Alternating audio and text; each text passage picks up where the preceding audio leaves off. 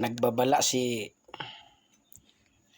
John Vic Remulla ng DILG sa mga smuggling ng mga sigarilyo. Pero parang tila may mali yata Bueno, pakinggan ninyo na lang muna ako at saka na tayo magbigay ng reaksyon sa kanyang babala. Pakiusap ko sa lahat ng nasa palengke sa buong Pilipinas. Sa sunod na linggo ay magre-raid na kami. Pag may mahuli po kaming illegal na sigarilyo sa inyong mga tindahan, bang nangyayari po kasi ay binabagsak po ng mga ganito, ng mga manufacturer at distributor sa palengke po, binabagsak to. At yung mga tindahan, yung mga sari-sari store, nabili po sa palengke. Yung mga nasa tindahan, ayan, magang paloob ko dyan. Naghahanap buhay lang sila. Pero yung nasa palengke na distributor, kakasuhan namin kayo ng Anti-Agricultural Economic Sabotage Act. Non-bailable. Napansin nyo ang sinasabi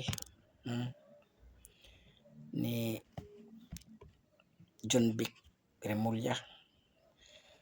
Mayroon siyang panawagan at babala doon sa mga nagtitinda ng mga illegal na sigarilyo.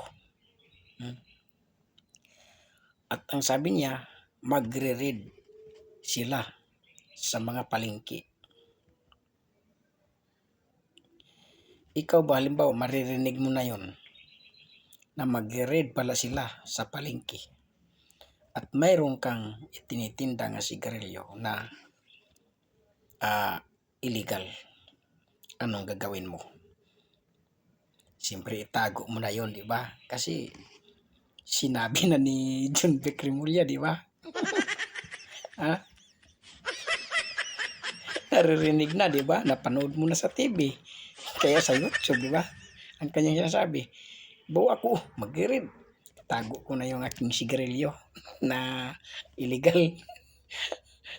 Mayroon pa siyang sinasabi.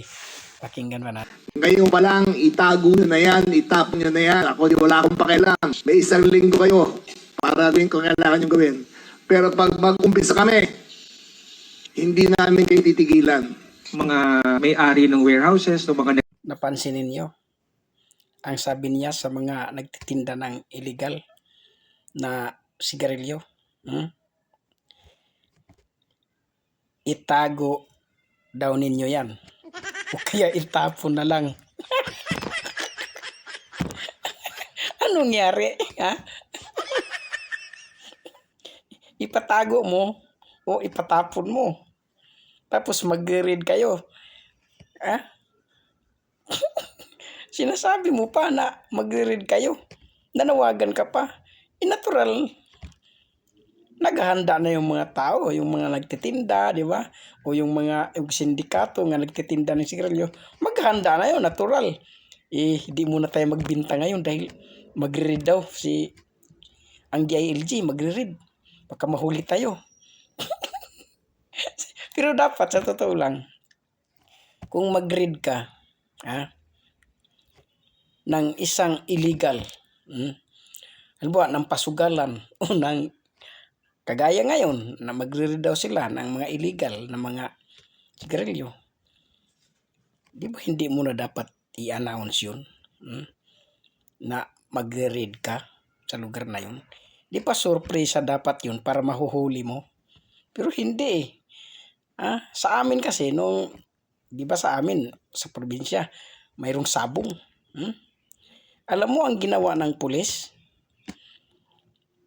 Wala nang pasabi-sabi yun sa kapitan. Basta diretso lang siya dumating doon, sa sabungan. Pumasok sila, pinagdadampot na yung mga manok. At saka yung Kristo nila doon. Bakit? Yun. Kasi kung magpaalam ka pa, wala kang mahuli.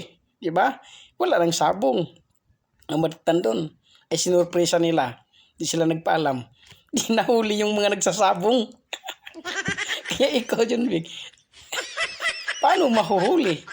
Ngayong ngayong sinasabi mo naman, nagpapaalam ka.